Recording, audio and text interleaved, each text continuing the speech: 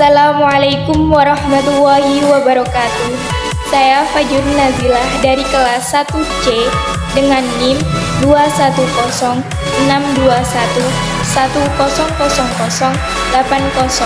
akan menyampaikan resume materi yang saya dapatkan dari Perkuliahan Umum Petik 2021 yang disampaikan langsung oleh Bapak Basuki Bagusalam dengan dimentori oleh Kakak Ahmad Sahlan tentang wawasan kebangsaan, tantangan dan peluang bangsa Indonesia, serta peran mahasiswa dalam mengimplementasikan wawasan kebangsaan di lingkungan keluarga dan masyarakat. Dinamika historis dan urgensi wawasan Nusantara sebagai konsep dan pandangan kolektif kebangsaan Indonesia dalam konteks pergaulan dunia.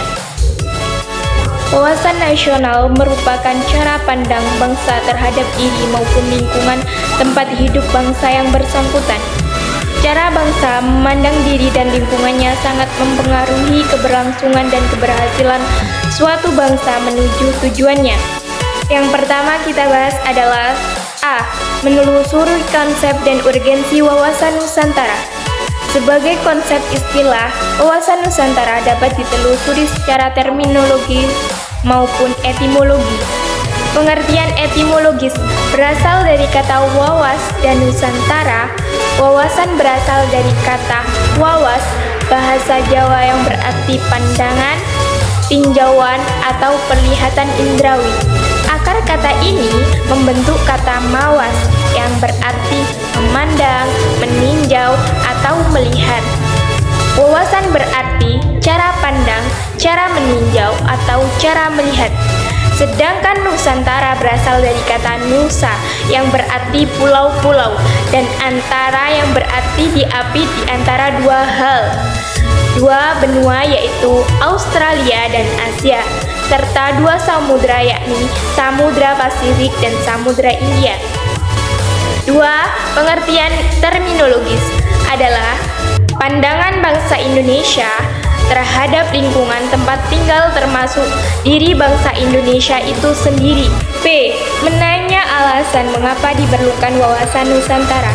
Indonesia merupakan daerah yang terdiri dari pulau-pulau yang terbentang dari Sabang sampai Merauke, memiliki berbagai bahasa, budaya, adat istiadat yang bermacam-macam.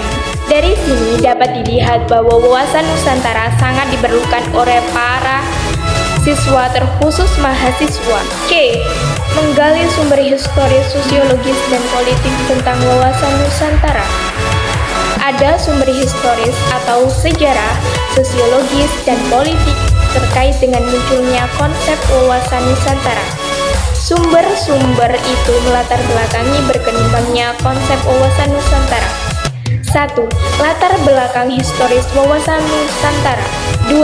Latar belakang sosiologis wawasan Nusantara.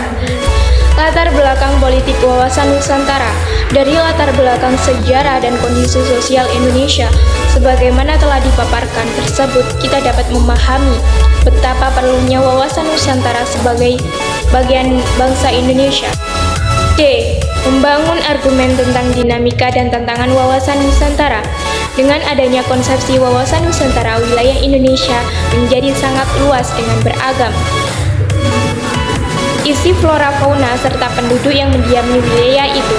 Namun demikian, konsepsi wawasan Nusantara juga mengajak seluruh warga negara untuk memandang ke seluruh wilayah dan keragaman yang ada di dalam satu kesatuan kehidupan politik, ekonomi, sosial, budaya, pertahanan, dan keamanan dalam kehidupan bernegara merupakan satu kesatuan.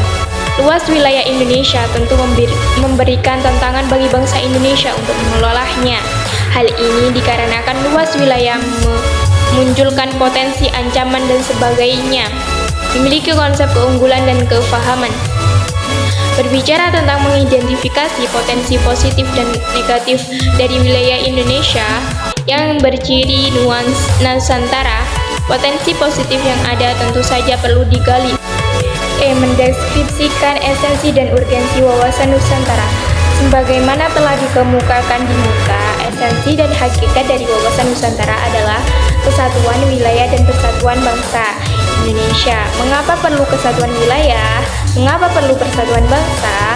Sebelumnya kita ketahui bahwa wilayah Indonesia itu terpecah-pecah sebagaimana akibat dari aturan hukum kolonial Belanda, yakni Ordonansi 1939. Baru setelah adanya deklarasi Juanda tanggal 13 Desember 1957, wilayah Indonesia baru merupakan satu kesatuan, di mana laut tidak lagi merupakan pemisah tetapi sebagai penghubung.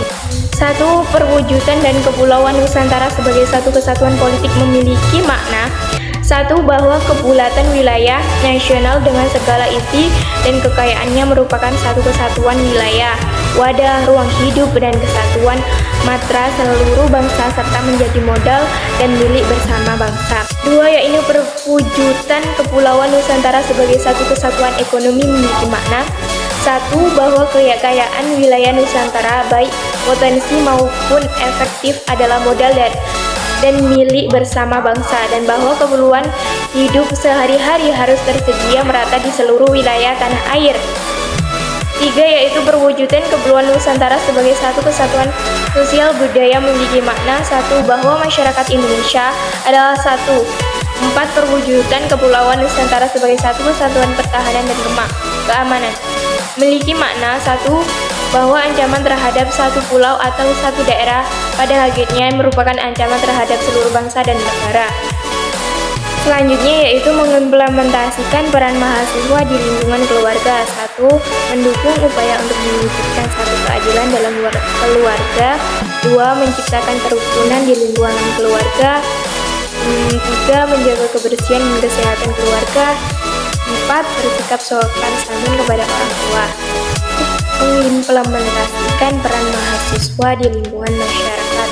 Yang pertama ada melihara dan memperbaiki demokrasi. Dua, menjunjung tinggi hukum dan pemerintahan. Tiga, mengubah budaya negatif yang dapat menciptakan perselisihan. Empat, mengembangkan kehidupan masyarakat menuju ke arah yang lebih baik. 5. Mengembangkan impact yang dilandasi iman dan takwa. Sekian pemaparan materi yang dapat saya sampaikan. Kurang lebihnya saya mohon maaf. Akhirul kalam. Wassalamualaikum warahmatullahi wabarakatuh. Ya.